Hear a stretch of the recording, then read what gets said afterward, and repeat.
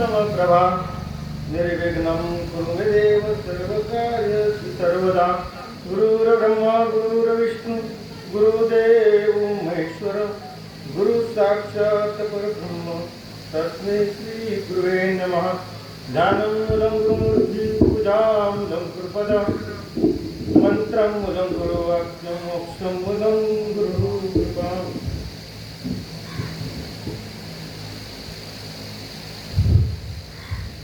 तद्विधि प्रणिपाताय परिप्रश्नेन सेवया उपदेशांती ते ज्ञान ज्ञानान तत्वदर्शी।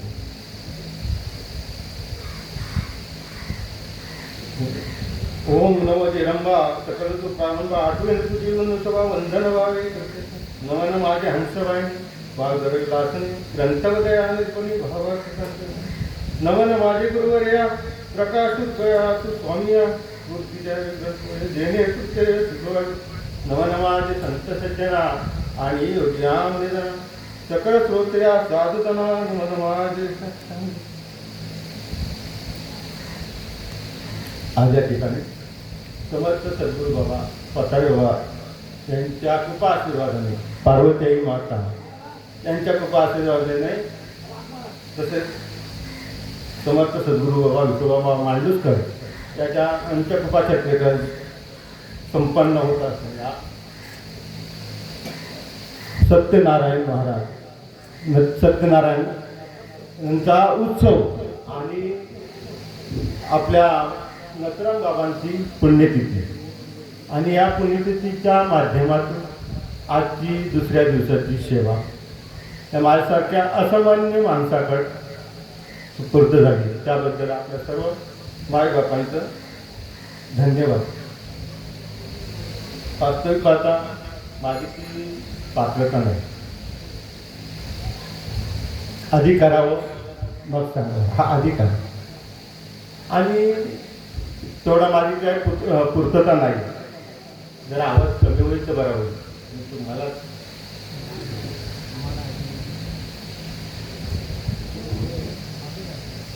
तेवढी माझी पूर्तता नाही, पण आज बाबांचा म्हणतात ना लेकुराचे हित जाणे माऊली चुकीत। बाबांना प्रत्येक वेळेला वाटत असतं की आपली पण मुलं बोलावी आणि त्या उद्देशाने बाबांचा हा अठास आणि त्या अठासाच्या माध्यमातून आजची म्हणतात ना शेवटी माऊलीने रेडा बोलवला। रेडा बोलला खरं आहे ते, पण रेडा कसा बोलला त्याच्या मस्तकावर जेव्हा माऊलीने हात ठेवला तेव्हा तो रेडा बोलला। म्हणजे आज हा सुद्धा एक पशु आहे आणि तो पशु सुद्धा आज बोलवण्याचं जे सामर्थ्य आहे ते माझ्या सद्गुरूचं आहे, माझ्या बाबांचं। मी काय बोलणार, पण आज बोलण्याचा प्रयत्न करणार आहे। तरी आपण सर्व श्रोत्यांनी शांत चित्ताने ऐकाल अशी माझी नम्र विनंती। प्रभू तुम्ही महेशाच्या मूर्ती मी झोपला जरी बोल जरी गंगावती स्वीकार या माध्यमातून मी बोलण्याचा प्रयत्न करणारे बोलवणारे मात्र ते त्या निमित्त आज मी घेतलेली ही चौथ्या अध्यायामधली 34वी ओवी आहे। तद्विधि प्रणिपातेन परिप्रश्नेन सेवया उपदेशांती ते ज्ञान ज्ञानानं तत्वदर्शी। भगवंताने अर्जुनाला या ज्ञानेश्वरीच्या गीतेच्या माध्यमातून ज्ञानेश्वरीच्या माध्यमातून माऊलींनी मांडलेली जो ओवी आहे श्लोक आहे त्या पहिल्या अध्यायात भगवंताने काय सांगितलंय की अर्जुन आणि कृष्णाचा संवाद आहे पहिल्या अध्यायामध्ये। दुसऱ्या अध्यायामध्ये सांख्ययोग सांगितलंय, तिसऱ्या अध्यायामध्ये कर्मयोग सांगितलंय आणि चौथ्या अध्यायामध्ये कर्म ज्ञान आणि संन्यास योग सांगितलं। ते कर्म ज्ञान संन्यास योग सांगत असताना भगवंताने यज्ञाचा विस्तार मांडलेला आहे। यज्ञ कसं करावं तर त्याच्यामध्ये यज्ञ मांडत असताना बरेचसे त्यांनी यज्ञ योग यागी विद्या म्हणजे असे योग सांगितले, तपश्चर्या सांगितले, प्राणायाम कसं करायचं हे असे त्यांनी यज्ञ सांगितले। त्यामध्ये सांसारिक यज्ञ आणि आपलं प्रापंचिक यज्ञ आणि आध्यात्मिक यज्ञ असा एक विषय. प्रापंचिक यज्ञ म्हणजे जो संसाराकरता आपल्याला काय प्राप्त करायचं, संसारामध्ये काय लागणाऱ्या काही इच्छा असतात, त्या इच्छा पूर्तीकरता ते यज्ञ केले जातात, त्याला प्रापंचिक यज्ञ म्हटलं जातं. आणि जे यहलोकीच्या यात्रा म्हणजे आपल्याला भवसागरातून तरून जाण्यासाठी काही यज्ञ केले जातात, तो एक यज्ञ आहे.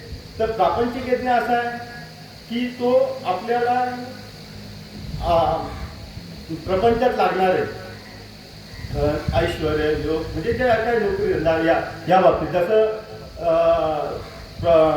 दशरथाने यज्ञ केला होता नाही का. दशरथाने यज्ञ केला होता कुठला, पुत्र कामेष्टी यज्ञ.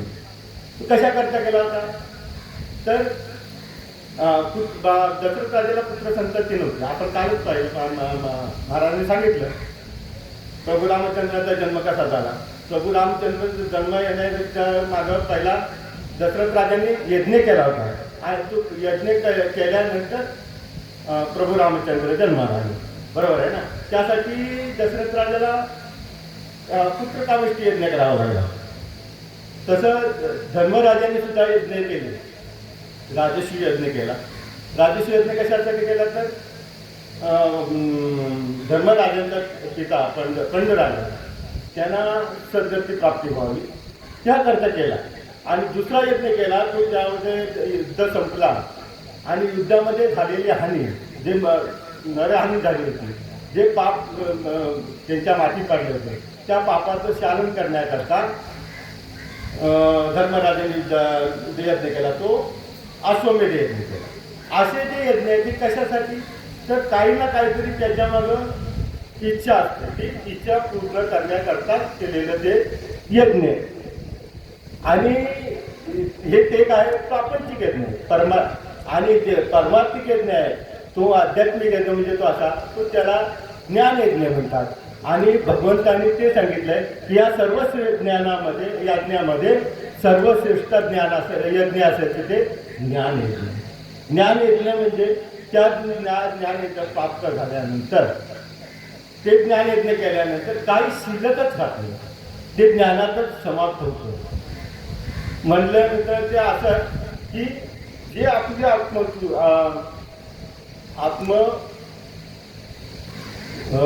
आपल्या आत्माची काय करते ओळख करून देते. असे ज्या आत्माची ओळख करून देते ते ज्ञान, असे जे अलौकिक ज्ञान आहे त्या ज्ञानाची काय होते प्राप्ती होते, पूर्तता होते. मग ते ज्ञान करण्याकरता, ते प्राप्त करण्याकरता, ते आत्मवस्तू आपल्याला दिसण्याकरता, ते काही आपल्याला स्वतःहून दिसत नाही तर ते दिसण्याकरता, ते दाखवण्याकरता संतांची गरज, सद्गुरूंची गरज. सद्गुरूंशिवाय हे प्राप्त होत नाही. म्हणून काय करायला पाहिजे ते सद्गुरूंचा काय करायला पाहिजे, आपल्याला शोध घ्यायला पाहिजे, संतांचा शोध घ्यायला पाहिजे. संत हे आपल्याला ह्या ज्ञानाचा काय बोध करून ज्ञान देऊ शकतात. जे तत्व आहे ते अलौकिक असं तत्व, ते तत्व फक्त कोण संत समजू शकतात. माऊलींच्या भाषेत सांगायचं म्हटलं त्या उपाधी माझी गुप्त चैतन्य असे सर्वत्र, ते तत्वज्ञान संत शिकवते. ते संताने जाणलंय, अनुभवलं, आणि म्हणून अशा संतांना शरण झाला, त्या संतांचा शोध घ्यायला पाहिजे. संत सहज मिळतात असं नाही. संतांना भेटण्याकरता आपल्याला फार आठास आहे. संत तुकोबा नाही म्हणतात बहु अवघड आहे से संत पेटी, पण भगवंताची कृपा झाली तर नक्कीच सहज होतात नाही का. तुकोबारायांना भगवंताची प्राप्ती झाली. तुकोबारायांनी काय संतांना शोधत घेतला नाही. तुकोबारायांचं नेहमीच आपल्याला नामस्मरण आणि भंडारे डोंगरातच असायचं नाही का. पण भगवंताची कृपा झाली नाही का. माझ्या विठोबाचा कैसा प्रेमभाव आपणच देव होईल. स्वतः भगवंत आले आणि त्यांना काय ही कृपा दृष्टी. तसं बाकीच्या संतांना फार अवघड गेलं. आता सांगायचं म्हटलं तर ते ज्ञान कसं प्राप्त करायचं, ते ज्ञान कसं आहे की जसं बऱ्याच कालानंतर एखादा आपण आळगडीत ठेवलेला आरसा नाही का, आणि त्या आरशावर धूळ बसलेली असते, इतकी धूळ बसलेली असते की ती त्याच्यात काही दिसत सुद्धा नाही, असा आरसा. त्या आरशात आपण पाहिलं तर आपली दृष्टी आपला चेहरा दिसेल का, आपली मूर्ती दिसेल का, आपलं रूप दिसेल का, नाही दिसणार. पण ते जर आपण स्वच्छ केलं, त्यातली मलिनतावरती त्याच्या धूळ जर काढली, तर आपलं प्रतिबिंब आपल्या त्या आरशामध्ये दिसतं. हे दाखवण्याचं सामर्थ्य जर असेल तर ते कुणाकडे असेल, संतांकडे.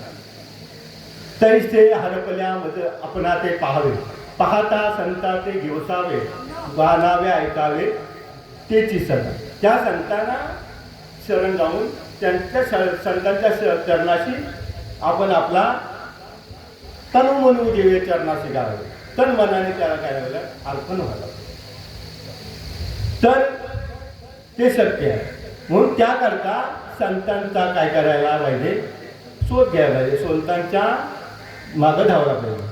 आपल्या आता परंपरेच्या म्हणजे आता मला प्रमाण देतो, आपले राजकरवाडीचे दगडानाथ चौधरी बाबांचं तातून आणलं बापूंचं की दगडूस्वामींनी सुद्धा जेव्हा राजकरवाडीला होते तेव्हा गुरु केला होता, पण ते गुरु केले होते तांत्रिक होते.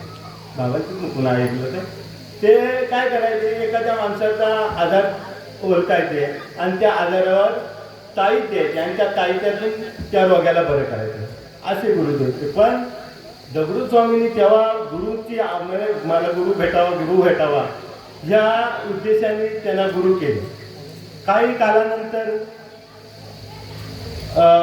जसं म्हणतात ना कर्मसंयोगाने ते आपल्या मुंबईला नोकरीस तो गेले, आणि नोकरीस गेल्यानंतर तिथे ज्या कंपनीमध्ये बाबा कामाला होते तिथेच मनू महाराज आणि लक्ष्मणबुवा फाळके हे दोघांची जोडी, गुरु शिष्यांची जोडी तिथे होती.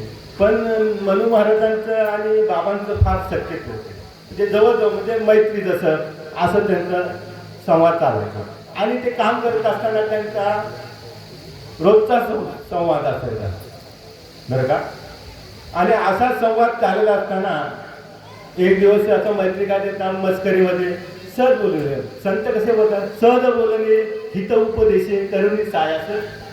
आणि अशाच अनुसंधानाने मनू महाराज दगडूस्वामींना म्हणाले, तुमचे महाराज काय, तुमचे महाराज ताईत म्हणजे रोग्याला पाहून रोग्याच्या आधारावर ताईत देऊन बरं करणारे. तर मनू महाराजांचं थोडंसं मनाला लागलं, शेवटी म्हणतात आपल्या गुरूंना कोणी बोललं तर आपल्याला सहज लागणार. तसं मनू महाराजांना थोडंसं वाईट वाटलं आणि म्हणले, हो तुम्हाला काय करायचं, तुमचं जसं आणि माझं गुरु आहे ते माझं गुरु मला प्रेम असं. पण मग नंतर मनू महाराज सांगितले, बरोबर तुमचं तसं म्हणणं, माझं काय म्हणणं नाही, पण जे आपल्याला भवसागरातून तरुण देतात, या जन्ममृत्यूपासून जे सुटका जे करतात, अशा संतांना अशा गुरूंना शरण जावं. असं ऐकल्यानंतर थोडंसं मनू महाराजांना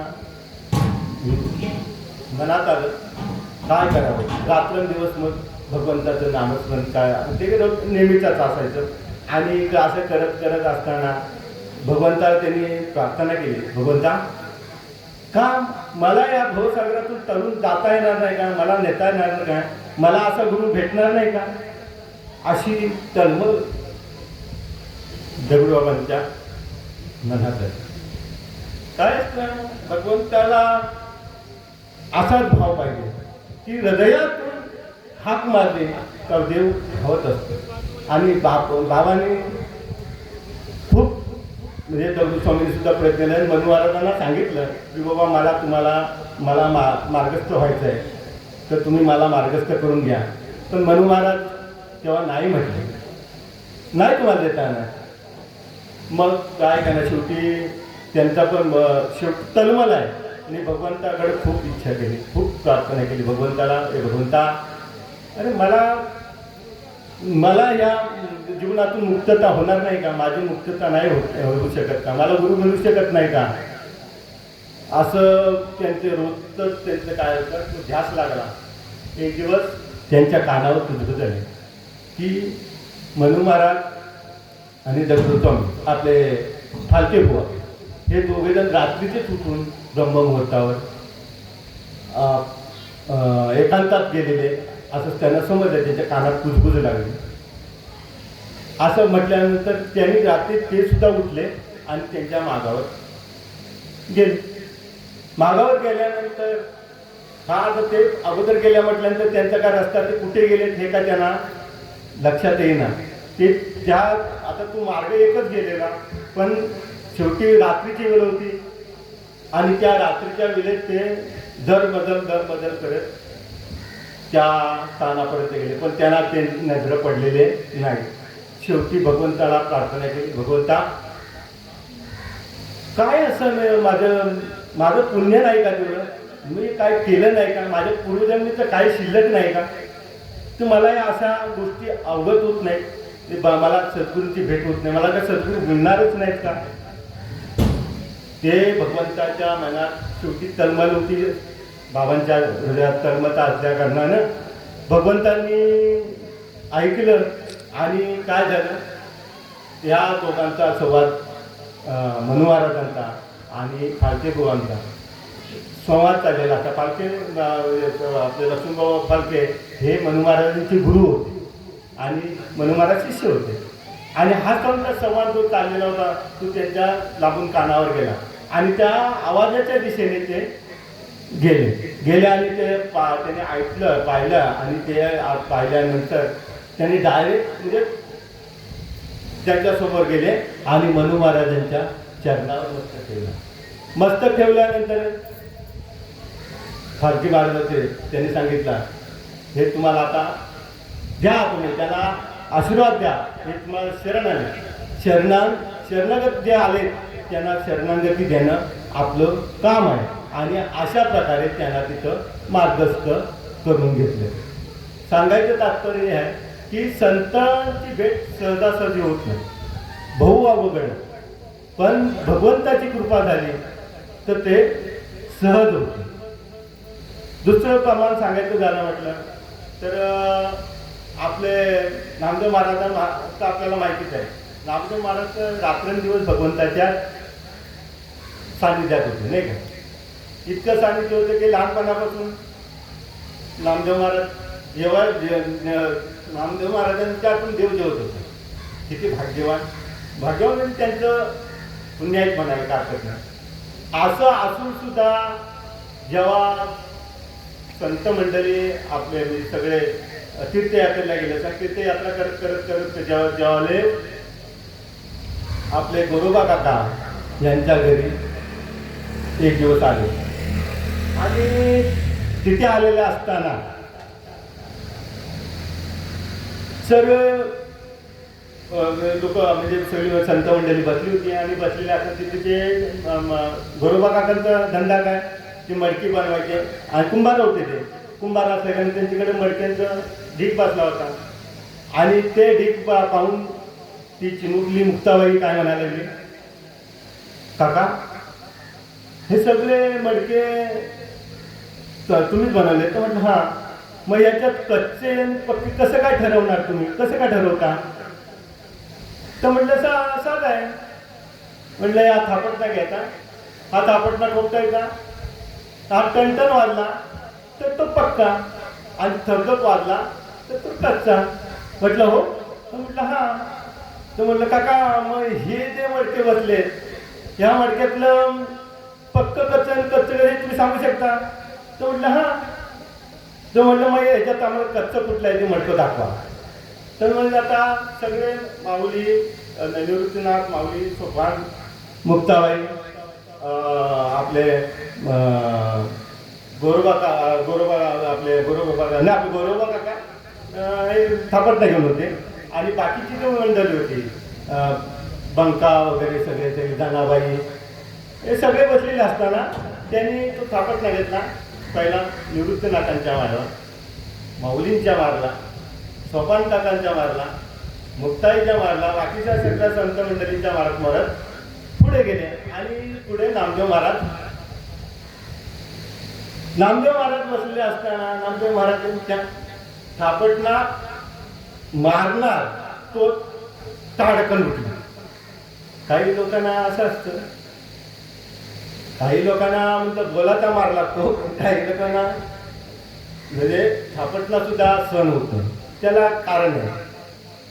कसं आहे, खरं म्हटलं इथं तर आपल्याला आपल्या देहाला मार लागतो, देहाला मार लागतो, तो आपल्याला सहन होत नाही. नाही का, एखादी आपल्याला बाबा सांगायचे की शरीरावर झालेली जखम ती बरी करता येते, पण मनावर झालेली जखम कधीच बरी करता येते. तिला बरी का म्हणजे ते कसं मनाला अगदी घासून ते मनातून कधीच निघत नाही, पण शरीरावरती झालेले दुखापत आहे ती. तसं नामदेव महाराजांच्या मनाला लागलं आणि ते उठून तिथे ताडकन गेले आणि रडत भगवंताकडे गेले आणि रडायला लागले. भगवंता, मी असं काय केलं की मला या संतांनी मला कच्चं ठरवावं.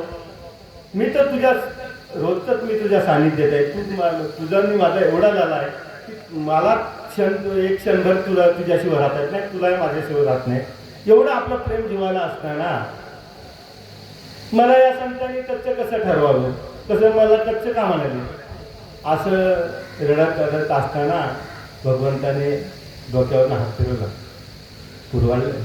अरे नामदेव, तू बोलतोस ते बरोबर आहे, तू माझ्या सानिध्यात आहेस, मी रोज तू मला पाहतोस, पण हे माझं सगुण रूप आहे. काय, मी तुला सगुण रूपाने तुला दिसतो, पण माझे जे अलौकिक असं जे स्वरूप आहे ते स्वरूप तुला पाहायला असेल, ते तू पाहिलेलं नाही, ते तू ओळखू शकत नाही. ते जे ओळखण्याची जी दृष्टी आहे ना, ती संतांकडे, ती गुरूंकडे, आणि ते दृष्टी तुला प्राप्त होण्यासाठी सद्गुरू करायला. म्हटलं सद्गुरू करायला लागेल, मग मला गुरु कुठे भेटतील, सद्गुरू कुठे भेटतील. मग शेवटी भगवंताने सांगितलं, नामदेवा तू असं कर, तू औंढ्या जगन्नाथाला जा आणि तिथं महादेवाचं मंदिर आहे, त्या महादेवाच्या मंदिरात गेलास की तुला तुझा सद्गुरू मिळतील. असं म्हटल्यानंतर नामदेव महाराज उठले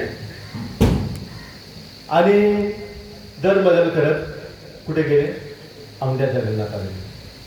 तिथे गेल्यानंतर आतमध्ये गाभाऱ्यात शिरले तर त्यांनी पाहिलं, अरे म्हटलं पांडुरंगाने मला ह्या माणसाला भेटायला लागले, गुरुजींना भेटायला सांगितलं. ते गुरु जर पाहिलं की ते गुरुनी पाय कशावर ठेवले, शंकराच्या पिंडीवर शिवलिंगावर ठेवलंय. म्हटलं मग आता ह्यांना जर देव जर मला बाबांनी म्हणजे पांडुरंगाने सद्गुरूंनी मला सद्गुरू भेटण्याकरता पाठवलं, पण या सद्गुरूंचं पाय जे बघतोय तर हे तर त्यांचे शिवलिंगावर आहे, देवावर पाय आहे.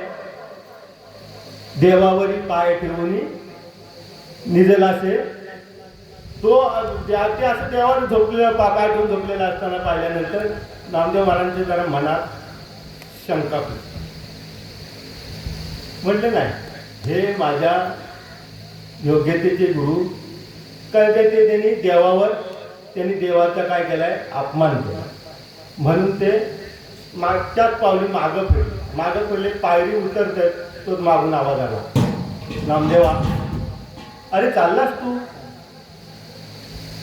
जरा क्षणभर नामदेव महाराजांनी विचार केला, मी तर इकडे कधी आलो नाही, माझा यांचा कधी संबंध चाला नाही, मग मला माझ्या नावाने हात कशी काय मारली.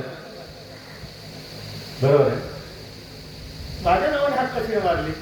म्हणून ते मागे वळले आणि आतमध्ये गेले. आतमध्ये गेल्यानंतर स्वतः त्या पाय ठेवलेल्या मनुष्याने सांगितलं, काम करा, हे माझे पाय आहेत ना, तुम्ही जरा बाजूला करून ठेवलेत तर फार बरं होईल.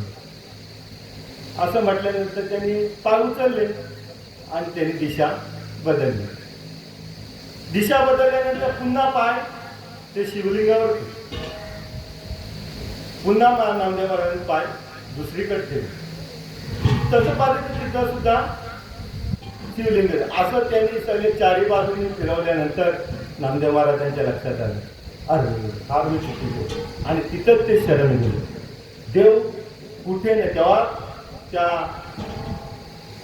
ज्या शिवलिंगावर जे पाय ठेवलेले होते ते कोण, ज्या आळंदीमधल्या माऊलींना, ज्ञानेश्वर माऊलींच्या माता पित्यांना ज्याने लहानपणापासून म्हणजे त्रास दिला ते कोण, विश्वोबा खेचर, विश्वोबा चाटी, त्यालाच विश्वोबा खेचर म्हणून नंतर असे ते विश्वोबा. त्या विश्वोबाने मग नामदेव महाराजांना सांगितलं, अरे देव कुठे नाही, देव जलीच तली भरला, खाली जागा नाही बोलला. अशा ठिकाणी देव देव कुठे नाही असं तू मला ठिकाण दाखव. तेव्हा त्यामुळे लक्षात आलं आणि तिथंच ते शरण गेले. तेव्हा म्हणजे पांडुरंगांनी नामदेव महाराजांना तिथं पाठवण्याचं कारण काय, कसं काय ना, देवाच्या सानिध्यात होतं. दुसरी गोष्ट म्हणजे तिथंही संत होते, तिथेही श्रेष्ठ संत होते. संत ज्ञानेश्वर माऊली होते, निवृत्ती दादा होते, सोपान काका होते, हे सुद्धा संतच होते. मग त्यांच्या चरणावर का ठेवलं नाही. बाकी इतर सुद्धा संत होते तिथे, मग त्याला काय नाही सांगितलं. पण नामदेव महाराजांना हे दाखवायचं होतं की मी तुला जो भेटलोय तो सगुण रूपात आहे, तू मला निर्गुण, माझं निर्गुण स्वरूप देव आहे, तू मला ओळखलंच नाही. आणि ते दाखवण्याकरता तिथं महादेवाच्या म्हणजे तुमच्या शिवलिंगाकडे पाठवलं, तिथं त्यांना खरंच ज्ञान प्राप्त झालं. सांगण्याचं तात्पर्य म्हणजे ह्याकरता नामदेव महाराजांना पंढरपूर सोडून औंढ्या जगन्नाथाला जावं लागलं. कशा करता, संतांची भेट करण्यासाठी. असे फार अवघड आहे. आपण खूप भाग्यवान आहे म्हणायला नाही का, आपल्याला बाबा सहज भेट. खरं म्हणावं लागेल आपल्याला बाबा सहज भेट. मी बाबांना लहानपणापासून ओळखतो. म्हणजे ज्यावेळेस आम्ही बोरीच्या मल्ला असताना दत्त जयंतीचा कार्यक्रम व्हायचा, बापूंची सेवा असायची. सुरुवातीला बापूंचीच सेवा तिथे असायची. त्याच्यानंतर तळ्याला आल्यानंतर बापूंची एकच दिवस सेवा झाली, एक वेळ झाली. त्याच्यानंतर बाबांनी सांगितलं की बापूंना आता फार अवघड होतं तिकडून एवढ्या लांबून येणं, म्हणून आपण ते स्थगिती केली. आणि मग आपण इतर कीर्तनकारा करून नंतर आता आपल्या नारायणदादांची सेवा ती सतत चालू ठेवा. त्यावेळेस तिथपासून मी बाबांना माझा परिचय आहे. आणि मी अनुग्रह मला वाटतं मी 25व्या वर्षात असताना मी अनुग्रह घेतला. म्हणजे फार मी लांब नाही, मला 25 वर्षच झाली, मला काय हरकत नाही असंच म्हणावं. कारण मी तळ्याला आल्यानंतर माझं शिक्षण 12वी शिक्षण झाल्यानंतर मी मार्गस्थ झाला. फार म्हणजे सांगण्याचं तात्पर्य आपल्याला सहज प्राप्त. असे जे संत आहे अशा संतांना शरण झाला. कशा करता ते संत, त्या संतांना शरण का जावायचं आहे, कारण त्या संतांमध्ये त्या आपल्याला मार्ग दाखवतात. काय की हे जे ज्ञान ह्या उपाधी माझी गुप्त चैतन्य असे सर्व हे तत्वज्ञान संत स्वीकारले. संतांना माहिती आहे, त्यांनी ओळखलंय आणि ते दाखवण्याचं काम जर करत असेल तर ते संत करतात. म्हणून संतांना शरण जाणे. मग कसं जायचं तर या श्लोकात तेच सांगितलं. श्लोक ते तद्विधी प्रणिपाते. कसं जायचं, तनु मनु जीवे चरणाशी लागावे, अगरवत्त करावे दास, तन मनाने त्यांना अर्पण करावे. ते ज्ञानाचा पुरवठा, ज्ञानाचं भंडार आहे. ज्ञान संत कळत नुसतं तरी आहेत का, ते ज्ञानाचं भंडार आहे. सामाजिक ज्ञान आहे त्यांच्याकडे. आज जे तुकोबरायांची गाथा, नाथ महाराजांचा भागवत आणि माऊलींची ज्ञानेश्वरी, ह्या ज्ञानेश्वरीचा जर अभ्यास केला तर तर आजच्या काळाला हे जे कीर्तनकार आहेत, काही लोक म्हणजे याचं काही प्रवचनकार वगैरे, त्यांची सुद्धा उपजीविका आहे त्यात चालते. महाराज चालते की नाही? सप्ते चालतात. त्या सप्त्यामध्ये न घ्या आपलं एक दोन टायमाचं जेवण सहज मिळते. आपल्याला काही कमवायला लागते नाही, जायला लागते नाही, फक्त जायचं आहे, तिथं बसायचं आहे, नामचिंतन करायचं आहे, आपली उपयोजकाचं. काही लोक तर ह्या माध्यमातून 4-4, 5-5 कीर्तनं करतात. त्या कीर्तनाच्या माध्यमातून कुणाच्या अभंगावर कीर्तन करतात? तुकोबारायांच्या अभंगावर तर कुणाच्या करतात? नाही. का स्वतः अभंग रचून करतात का? स्वतःच्या मनात सांगतात का? नाही महाराज. आज माऊलींची जी ज्ञानेश्वरी आहे, ह्या ज्ञानेश्वरीच्या माध्यमातून लोक करोडपती झाले. करोडपती झाले. बघा तुम्ही विचार करा. हा माईक आहे. हा माईक मध्ये आपण बोलतोय, हा सगळ्यांना ऐकायला जातो. ह्या माईक मध्ये कोण आहे? ह्या माईक मध्ये जी असणारी वीज, ही लाईट, ह्या लाईटच्या जोरावर हा माईक बोलतो, हा माईक चालतो. हे गाड्या मोटार चालतात, मशिनी चालतात, कुणाच्या जीवा चालतात. हे माऊलींनी 750 वर्षापूर्वी लिहून ठेवलेलं आहे. वीज कशापासून निर्माण झाली महाराज? वीज पाण्यापासून निर्माण झाली.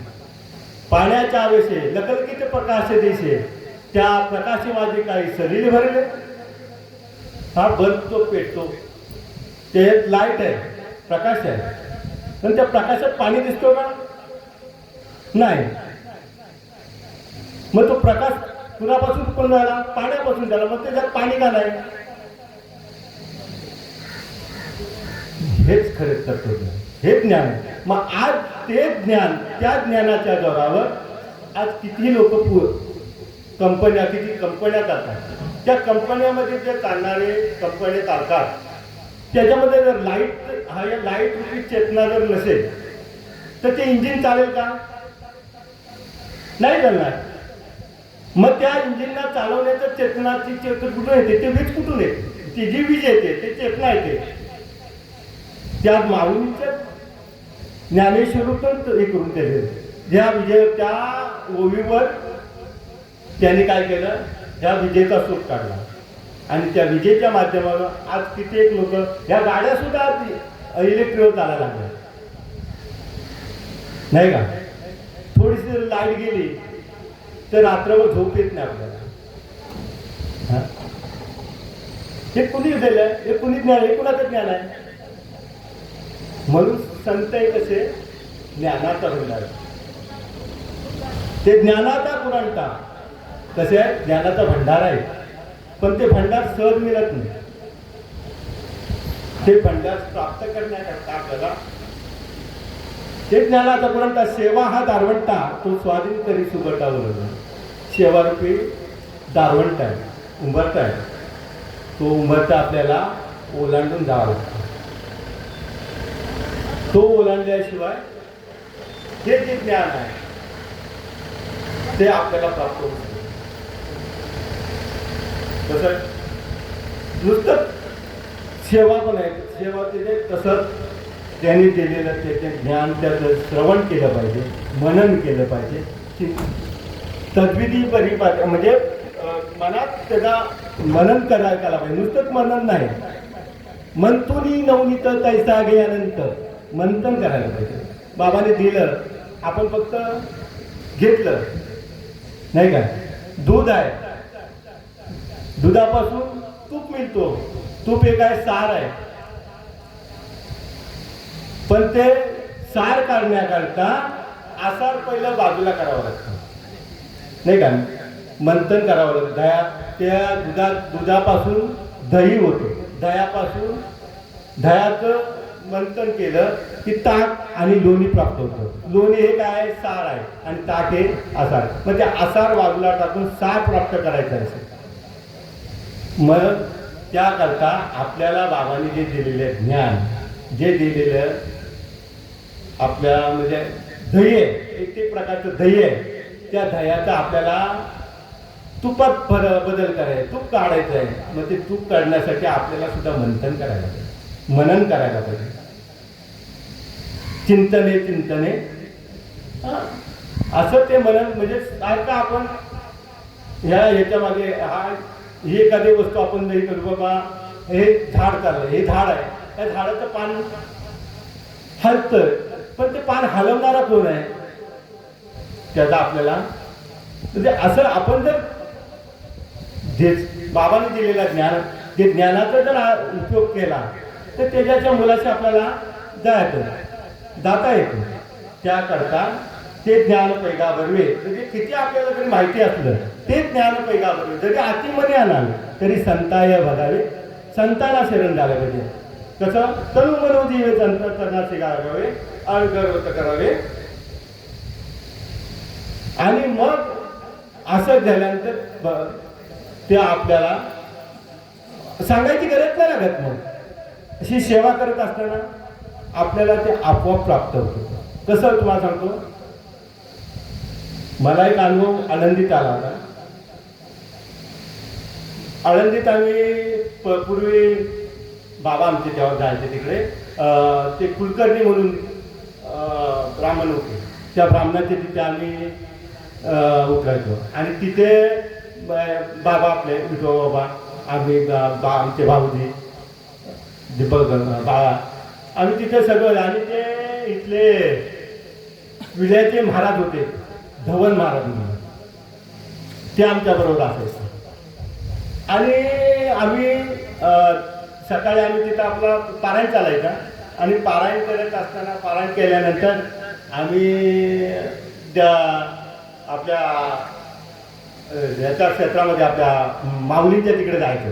तिकडून फिरून आलो कसं म्हणजे ह्या टायमाला आम्ही 5-5:30च्या टायमाला आम्ही घरी यायचो, तिथे यायचो रूमवर आणि बसायचो असं तिथे. बाकीची मंडळी सगळे घेण्यासाठी असायचे, पण बाबा, आमची आई, मी आणि आई बाबा, विठो बाबा आणि आई, आम्ही सगळे यायचो.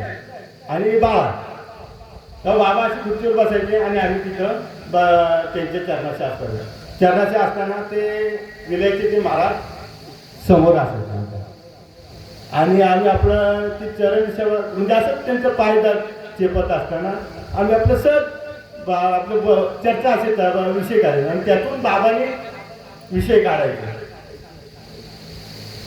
आध्यात्मिक विषय. आणि संध्याकाळच्या टायमात असायचं, त्याच्यामध्ये आणखीन उत्साह यायचा आणि बाबा सांगत जायचे आणि आम्ही आपलं ती सेवा करत जायचो. आणि अशी सेवा करत असताना त्या महाराजांनी पाहिलं आणि ते महाराज आम्हाला म्हणायला लागले, पाहिलं कसं आहे, गाय सहज दूध देत नाही, त्या गाईला दूध देण्यासाठी त्याच्या आचलाला वासराचं मुख लागलं. ते एकदा मुख लागलं का ती पाना. तसं आहे ना सद्गुरू, एकदा का सद्गुरूंच्या सानिध्यात आपण झालो तर मग ते सांगायला लागत नाही, आपोआप ते आपल्याला प्राप्त होते. जे आपल्या मनात असतं ना ते त्याला सांगायची गरज लागत नाही, सहज प्राप्त होतं, सहज ओळखलं जातं. तसं आहे वस्ताचे वगैरे ते काय एक हे आहे माऊलींचं, ती जशी काय त्या आचलाला हंसला देते आणि मग तिला जसा पाना पडतो तसंच सद्गुरूंना, तसं आपण सुद्धा सद्गुरूंकडनं असं ज्ञान प्राप्त करण्याकरता त्यांची काय करायला पाहिजे, सेवा करायला पाहिजे. जसं सांगितले की सेवा हा दारवंटा आणि तो स्वाधीन करी सुबटा तरी तनु म्हणून जीवे चरणाचे लागावे, अगरवत करावे, जास्त करावे. मग जे अपेक्षित आपले तेही सांगितले पुसले, जेणे अंतकरण बोधले संकल्प. म्हणजे आपले जे संकल्प असतात ते त्याला सांगावा लागत नाही, ते आपोआप आपल्याला सगळं त्या बाबतीत बोध करत असतात. हे कशामुळे होतं तर संतांना शरण घ्यायचं. त्याकरता आपल्याला हे ज्ञान प्राप्त करण्याकरता संतांना शरण जायला पाहिजे. आता सांगितल्याप्रमाणे आपले 5 वाजता 5चा टाइम 1 तासाचा मला म्हणलं ते प्रवचन करा. नवरात्रात भाऊ ऐकत होतो मी म्हटलं मनातला होतो. अण्णांना म्हणलं धोतर लाव. अण्णांनी धोतर लावलेला सोडला. अण्णांना वाटलं आता मला यशवंत भाऊ बसवते. अण्णांनी धोतर लावलेला सोडून दिला. काय असतं आता लेकुराची हित जाणे मावली आबांच्या मनात आलं. मग आता तिथे काय आपल्याला नाही म्हणता येत नाही. आणि म्हणून माझी अल्पमती पदाने जे केलेले जे काय जे ज्ञान देणारा कोण नाही माझ्याकडे ते तेवढं ज्ञान नाही. काय माझ्या बाबांनी मला जे बोलवलं बाबांनी बोलवलं मी नाही बोललो. मला बोलवणारे ते मी आता इथं बोलतोय का आता हे बोलतोय मलाच कळत नाही. मी बोलतोय का ह्या देहातून कोण बोलतोय हे मलाच कळत नाही. काय बोलवणारे ते मला काल बापूंना म्हटलं बापूंना सुद्धा मी आग्रह केला होता बापू सेवा केली तर फार बरोबर आहे. बापू म्हणतात नाही तुमच्या मुखातून काय येईल ना तुम्ही तिथं बसा. एकदा तुम्ही बसणार ते शेवटी संतांचं वचन आहे. संतांच्या मुखात ना आलंय सहज बोलून हितही बोले करून साहस असो. झालेली सेवा माझ्या अल्पमती आता करण्याचा प्रयत्न केला आणि झालेली सेवा जे काय माझं चुकलं असेल ते माझं मला परत करा. चांगलं असेल ते घेतलं तरी हरकत नाही. आणि जे काय चुकलं असेल ते माझं परत करा. मला मी माझ्या बाबांच्या चरणी अर्पण करून सेवेला पूर्ण कुंडली विठ्ठल श्री ज्ञानदेव तुकाराम पंढरीनाथ भगवान माऊली ज्ञानेश्वर महाराज विठ्ठल कुंडली विठ्ठल श्री ज्ञानदेव तुकाराम पंढरीनाथ भगवान की जय माऊली ज्ञानेश्वर महाराज की जय जगद्गुरु संत तुकाराम महाराज की जय समर्थ सद्गुरु स्वामी तुकाराम महाराज की जय समर्थ सद्गुरु स्वामी नथुराम महाराज की जय समर्थ सद्गुरु स्वामी विठोबा महाराज की जय पार्वती माते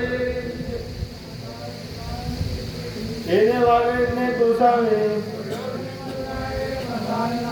हे काळांची निकटे सांडोन काया मुद्दा परस्परे पडो मैत्री जीवांची दुरितांचे जीवित दारू विश्वास कर्म सूर्य पाव रोजे वांची स्तोत्रे गाव काळांची वर्षती सकल मंडळी विस्मरितांची नांदी आली अनवरतानवती कला कर्मपूजा चेतना चिंतावणीचे गाव बोलते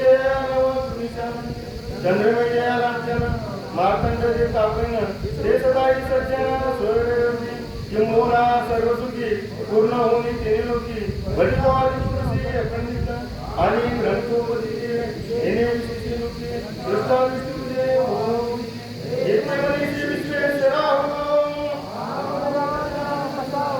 येणे वरे ज्ञानदेव स्तुत्या झाला येणे वरे ज्ञानदेव स्तुत्या झाला स्तुत्या वाटू जरी वाटते जय